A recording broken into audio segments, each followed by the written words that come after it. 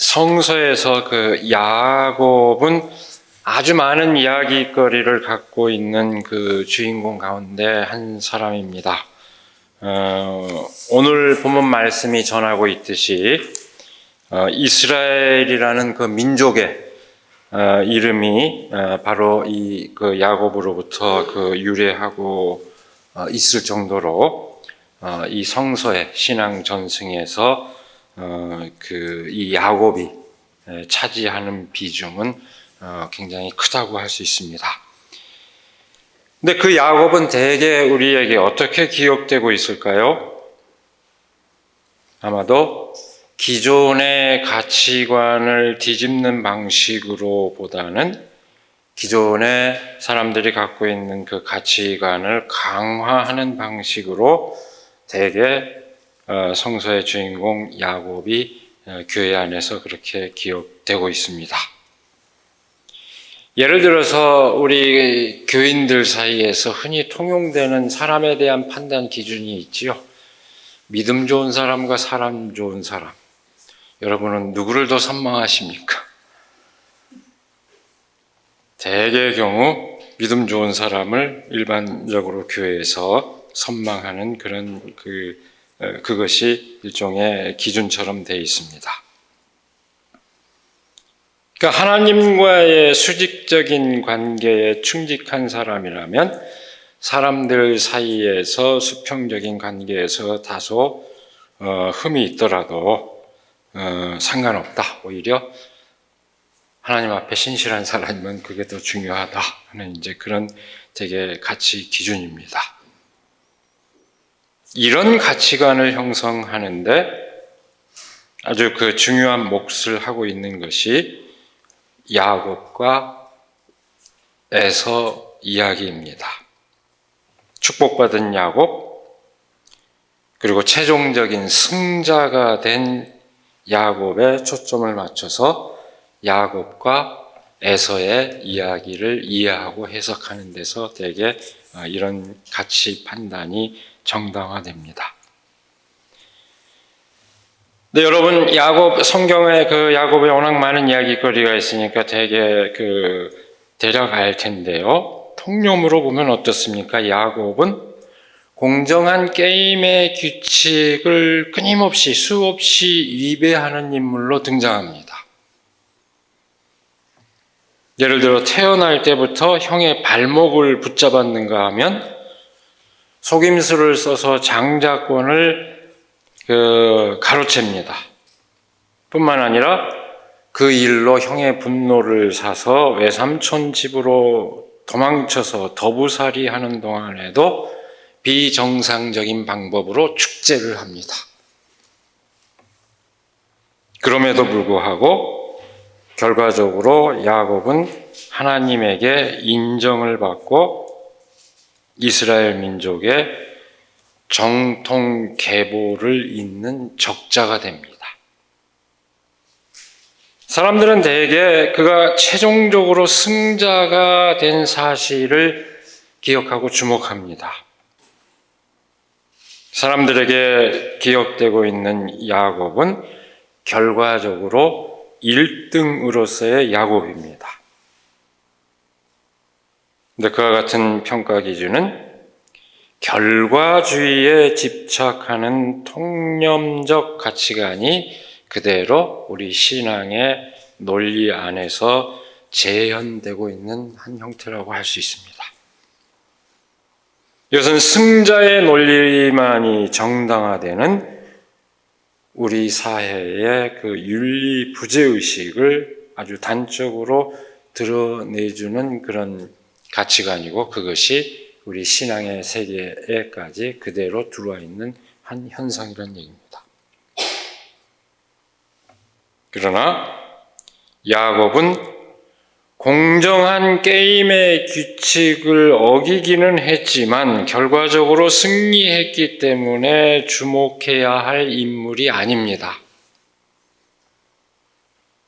그보다 야곱은 다들 공정하다고 생각하는 게임의 규칙 자체를 뒤집어 버렸다는 점에서 오히려 기억되고 주목되어야 할 인물입니다. 야곱은 정해진 소수만이 1등의 대열에 낄 수 있는, 그렇게 정해진 소수만이 1등의 대열에 선두에 설 수 있도록 구조화되어 있는 규칙 자체를 파기해버린 그런 인물입니다.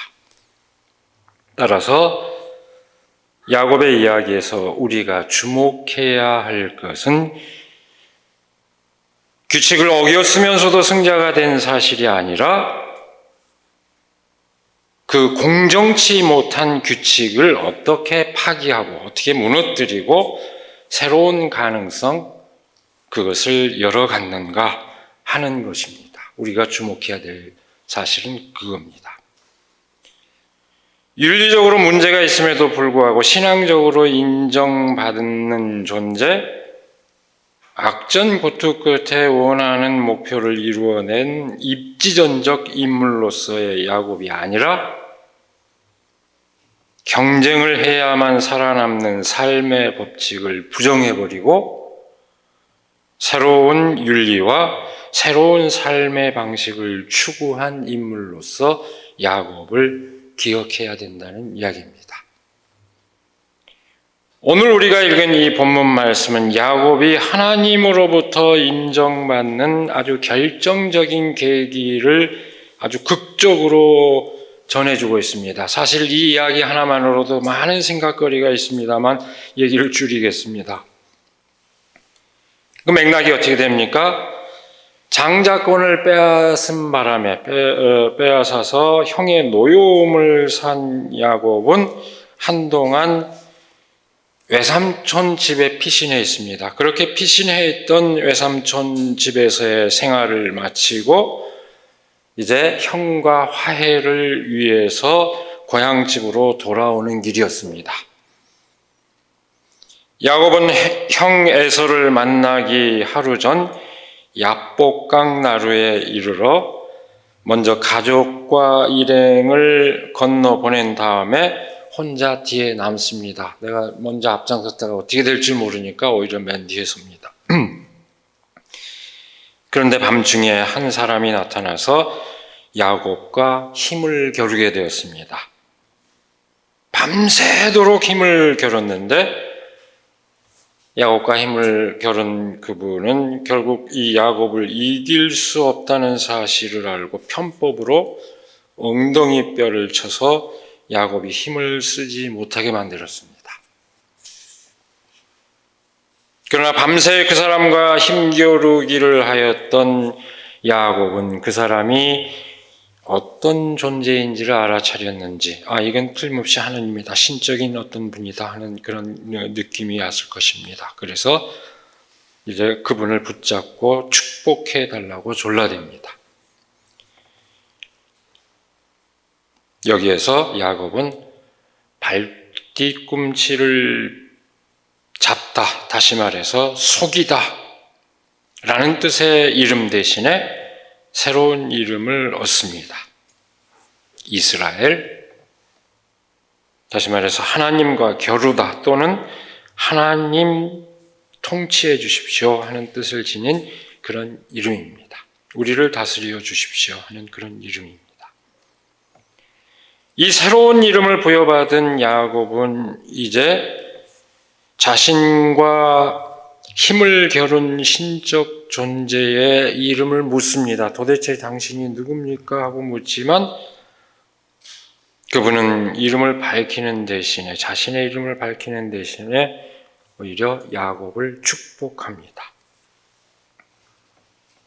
그리고 이 일을 겪은 야곱은 자기가 하나님을 뵙고도, 통상 하나님을 직접 뵈면 죽는 것으로 여겨졌는데 하나님을 뵙고도 살아남았다는 것을 놀랍게 여기면서 그 사건을 경험한 그 장소를 하나님의 얼굴이다 하는 뜻의 브니엘이라고 이름을 지었다고 오늘 말씀은 전해주고 있습니다.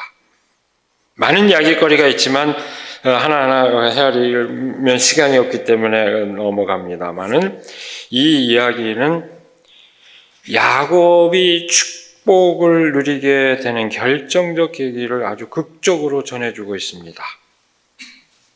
그 사건은 야곱의 삶에 대한 하나님의 승인을 뜻하는 사건이었습니다. 그렇다면 도대체 야곱의 어떤 삶을 하나님이 인정해주고 축복을 해줬을까요? 바로 그 물음에 대한 답이 바로 우리가 상식적으로 이해하는 야곱의 삶과 달리 새롭게 조명해야 할 야곱의 삶입니다. 우리는 우선 야곱이 장남이 아니라 차남이라는 사실을 주목해야 합니다.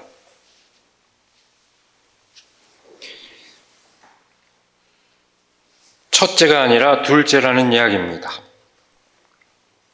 쌍둥이라고는 하지만 단 한순간만 늦게 나와도 아우가 될 수밖에 없는 게 일반 상식입니다. 근데 그렇게 결정된 운명은 단순한 사건이 아닙니다. 맏아들을 중심으로 가부장적인 위계 질서가 확고하게 자리 잡고 있는 가족 관계, 그 사회 관계 안에서 그것은 아주 결정적인 차이를 나타냅니다. 맏아들은 기득권을 의미한다면 둘째는 상실을 의미합니다. 맏아들은 어떤 경우에나 당연하게 우선시됩니다. 그러나 둘째는 저절로 인정받는 존재가 아닙니다. 스스로 피나는 요구와 주장을 펼쳐야 하고 또 그에 상응하는 노력을 해야만 인정받을 수 있습니다. 야곱과 에서 이야기에서 야곱이 취하고 있는 그 행동 방식은 바로 이런 조건에서 비롯된 것입니다. 야곱은 성격 면에서도 에서와 구별됩니다. 아주 대조됩니다. 형 에서는 날쌘 사냥꾼이 되어서 들에서 살고 야곱은 어땠습니까? 성격이 차분한 사람이어서 주로 집에서 살았습니다. 형 에서는 아버지의 사랑을 받았고 아우 야곱은 어머니의 사랑을 받았습니다. 형 에서는 근육질의 남성적 힘을 상징한다면 아우 야곱은 여성의 섬세함을 상징합니다. 남성과 여성의 차이, 남성성과 여성성의 차이, 그 역시 첫째와 둘째의 그 차이와 마찬가지로 결정적인 의미를 갖습니다. 남성은 기득권을 나타냄과 동시에 이른바 정상적인 질서, 정상의 법칙을 나타내는 반면에 여성은 상실 또는 결여를 나타냄과 동시에 이른바 정상사회로부터 벗어난 일종의 일탈을 나타냅니다. 여러분, 더욱이 이 이야기가 흥미로운 게요, 남성인 야곱이 굉장히 여성적이었다. 여성적인 특성을 지닌 남성으로 묘사가 되고 있습니다. 그렇다면 문제는 더 심각합니다. 그렇지 않습니까? 오늘날 통념으로도 이런 존재입니다. 발뒤꿈치를 붙잡고 매달릴 수밖에 없고 정상적인 안목에서는 속이는 짓을 할 수밖에 없는 사연이 바로 여기에 있습니다. 그 이후에 야곱의 행동은 계속 그러한 맥락에서 이루어집니다. 형에서는 정주한 채 자기 자리를 지키고 있지만 야곱은 그 고향을 벗어나서 객지로 떠돌 수밖에 없었습니다. 일탈입니다. 안주하지 못하고 돌아다닐 수밖에 없습니다. 객지의 외삼촌 집에서도 아주 비슷한 상황은 계속됩니다. 외삼촌 라반의 집에서 일하는 동안 야곱은 라반의 둘째 딸 라헬을 사랑하게 됩니다. 근데 그 라헬을 얻기 위해서 야곱은 7년간 열심히 일하지만 결과는 원하는 대로가 아니었습니다. 둘째가 첫째보다 먼저 결혼할 수 없다는 관습 때문에 먼저 첫째 딸 레아와 동침할 수밖에 없었습니다. 이건 모르는 사이에 밤중에 삼촌이 꾸민 일입니다. 나중에야 그 사실을 안 야곱은 정말로 사랑하는 사람을 얻기 위해서 다시 7년간을 더 일을 해야 했습니다. 첫째를 사랑했으면 7년으로 끝날 것을 둘째를 사랑한 바람에 7년을 더 일을 해야 했습니다. 어쨌든 그렇게 해서 두 아내를 얻고 자식을 낳은 후에도 야곱이 통과해야 할 관문은 또 남았습니다. 그것으로 끝이 아니었습니다. 야곱의 생각에 이제는 내 집으로 돌아갈 수 있겠다 하고 기대를 했겠죠. 그동안 외삼촌을 위해서 이만큼 애썼으니까 충분히 그 수고한 대가를 받고 고향으로 돌아갈 수 있으리라 기대했을 것입니다. 그러나 외삼촌 라반은 이공리 저공리 끝에 또 한 가지 제안을 합니다. 대가를 받는 방법은 네가 택해라. 그렇지만 지금부터 다시 시작해보자. 한번 겨뤄보자. 그래서 방법을 취하도록 그 교묘한 제안을 하죠. 여기서 우리는 어떤 모습을 읽을 수 있을까요? 어떻게 하든 호락호락 내보내고 싶지 않은 기성의 정상사회, 소위 기득권 사회의 아주 현명한 제안입니다. 기득권을 갖고 있는 사람들은 절대로 내놓지 않습니다. 온갖 방법으로 그걸 유지하기 위한 제안을 하고 그렇게 얼릅니다. 그런 모습을 라반에게서 볼 수 있습니다. 하는 수 없이 야곱은 그 제안을 따릅니다. 그러나 이제 야곱도 호락호락하지 않습니다. 얼룩무늬 양만을 자신의 몫으로 챙기겠다고 해놓고 일종의 고대판 유전자 공학을 적용하기 시작합니다. 물론 과학적인 의미의 유전자 공학, 성경의 이야기, 과학적으로 입증할 수 있는 건 아닙니다만 튼실한 양이 교미를 할 때는 그 나뭇잎을 보여줘서 얼룩이 생기는 새끼를 낳게 하고 부실한 양들이 교미를 할 때는 안 보여줘서 무늬가 없는 양을 낳게 했다. 그래서 튼실한 양을 다 자기 몫으로 챙겨서 낳았다. 이렇게 전하고 있습니다. 물론 과학적으로 입증될 수 있는 얘기는 아니지만 자신에게 정상적으로 합당한 대가를 치르기를 주저하는 외삼촌 그 라반의 의도를 아주 교묘하게 이용하는 소위 비정상적인 그런 방법입니다. 기존의 질서에서는 당할 수밖에 없는 약한 자가 발휘할 수 있는 지혜입니다. 마치 에서에게서 장자권을 빼앗을 때와 마찬가지로 기득권자의 의도를 역으로 이용하는 교묘한 지혜입니다. 야곱은 장자는 근육질의 야성적인 남성이어야 한다는 관념을 그대로 올무 삼아서 그 장자권을 뒤집어 버렸습니다. 그리고 이렇게 하면 내가 빠져나갈 길이 없을 것이다 하는 그 외삼촌의 생각도 역시 그대로 그 생각 자체를 올무 삼아서 상황을 역전시켜 버립니다. 야곱은 그 지혜로 승리를 거둡니다. 야곱은 이렇게 일관되게 이른바 정상사회의 뒷다리를 붙잡는 전략을 취합니다. 그래서 그것을 역전시킵니다. 그 야곱이 하나님과 맞대결을 하고 게다가 한술 더 떠서 힘으로 이겨내기까지 합니다. 오늘 말씀이 전하는 이야기입니다. 그뿐이 아닙니다. 축복의 확약까지 받아냅니다.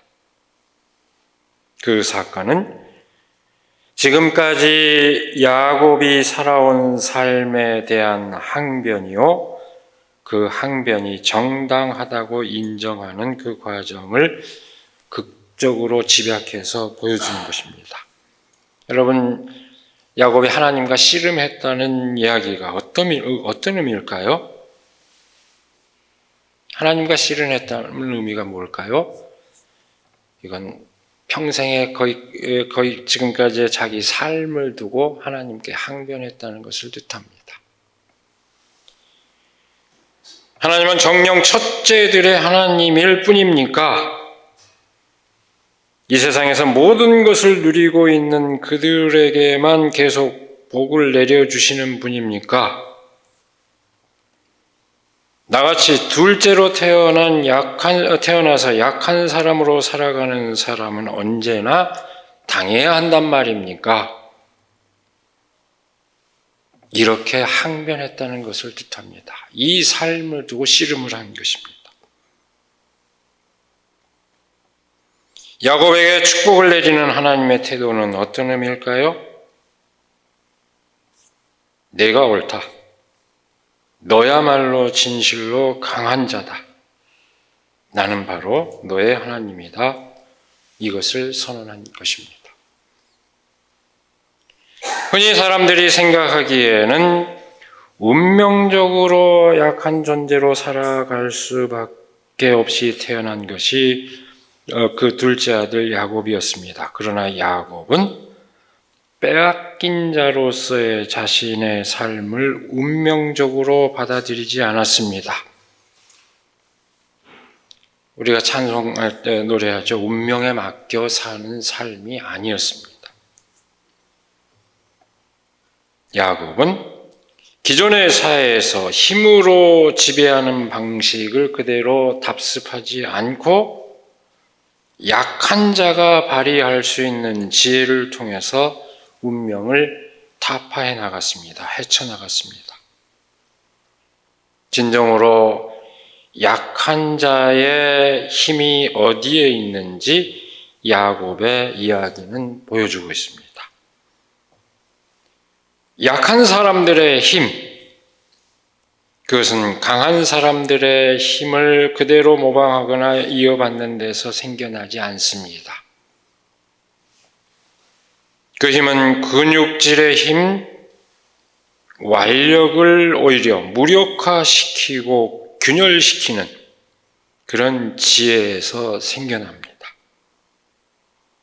운명을 타개하려는 노력과 진실을 향한 그 대결, 바로 씨름을 통해서 터득되는 지혜입니다. 여러분, 이 진실은 성서가 끊임없이 환기하고 있는 진실입니다. 성서에서 늘 둘째가 이기죠. 꼴찌가 이깁니다. 요셉 얘기도 그래서 형제들에게서 쫓겨난 형제가 형제들을 구원하지요. 다 계속 보십시오. 예수님의 이야기에서도 그렇죠.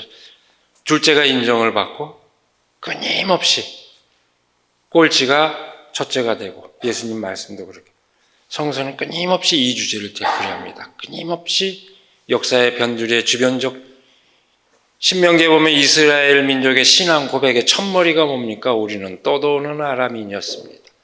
정처 없이 떠돌아다니던 사람들, 우리를 이렇게 축복해 주신 하나님 감사. 항상 밀려난 사람들이었다는 뜻입니다. 성서는 처음부터 끝까지 사실은 그런 의식을 갖고 있습니다. 이게 뭘 의미할까요? 단지 야곱의 이야기에서만 나오는 얘기 아닙니다. 이 주제는 여러 형태로 반복이 되고 있습니다. 여러분 아마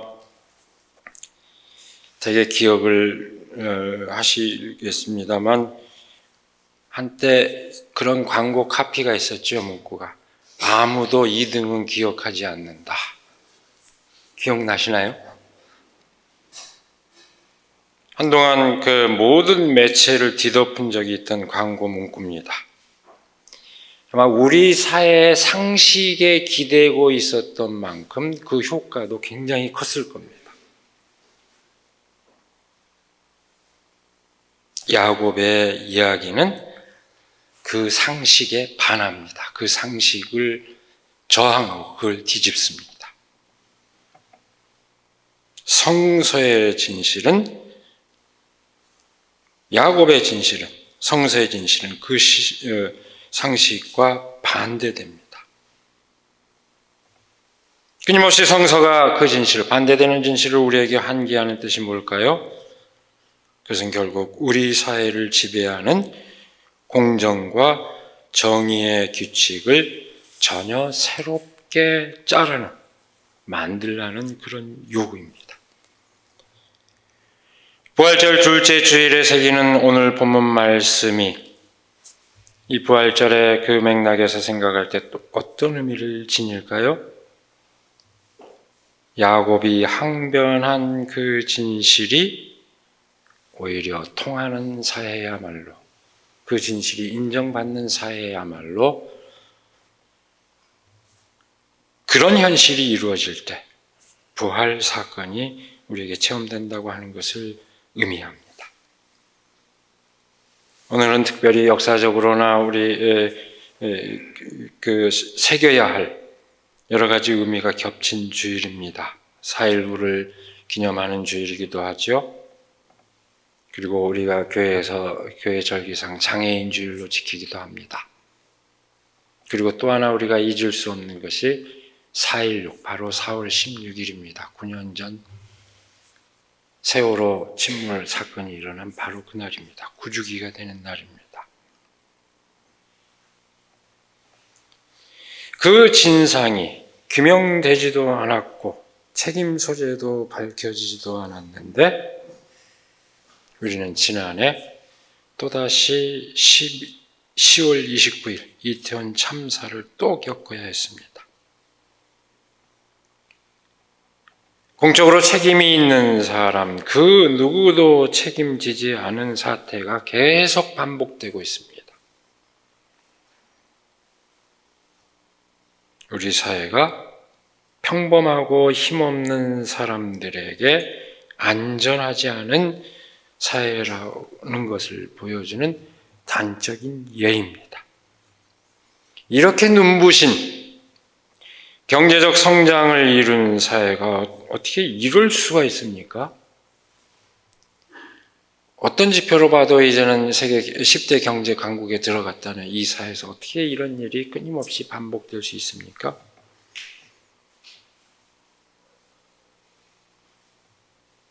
우리 사회를 떠받치는 질서와 가치관이 전혀 변화되지 않았기 때문입니다.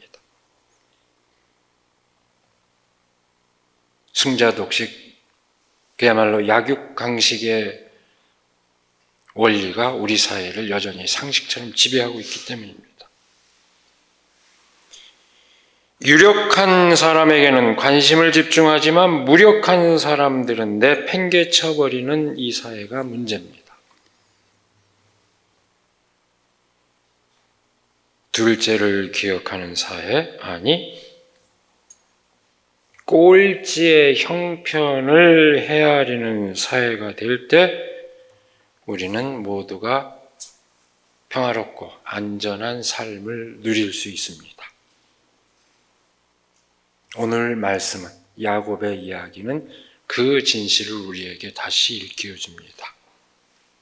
바로 그 말씀의 진실을 새기면서 부단히 새로운 세상을 꿈꾸고 그 세상을 이루기 위해서 헌신하는 우리들이 되기를 이 시간에 간절히 기원합니다. 기도하겠습니다. 오늘도 우리에게 복된 날을 허락하여 주시고 끊임없이 이 땅에서 이루어야 할 이루어져야 하는 하나님의 그 진실이 무엇인지 깨닫게 하여 주시는 은혜를 감사드립니다. 세상은 강자만이 지배하고 약자는 끊임없이 내팽개쳐지는 그런 현실이지만 끊임없이 하나님께서는 가장 연약한 자를 돌보시고 오히려 그 연약한 이들이 앞장설 수 있도록 하는 그런 뜻을 펼쳐가심을 우리가 말씀을 통해서 다시금 깨닫습니다. 우리가 가장 연약하던 이들과 함께 하신 그 예수 그리스도의 삶을 다시 기억하게 하여 주시옵고 우리의 사회가 첫째만을 기억하는 사회가 아니요 둘째를 아니 꼴찌를 생각하고 헤아리는 그런 세상이 될 수 있도록 사회가 될 수 있도록 하나님 인도하여 주시옵소서. 그 세상을 위해서 함께 마음을 모으고 지혜를 모으고 헌신하는 저희들이 될 수 있도록 하나님 함께하여 주시옵기를 원하오며 우리 주 예수 그리스도의 이름으로 기도드리옵나이다. 아멘.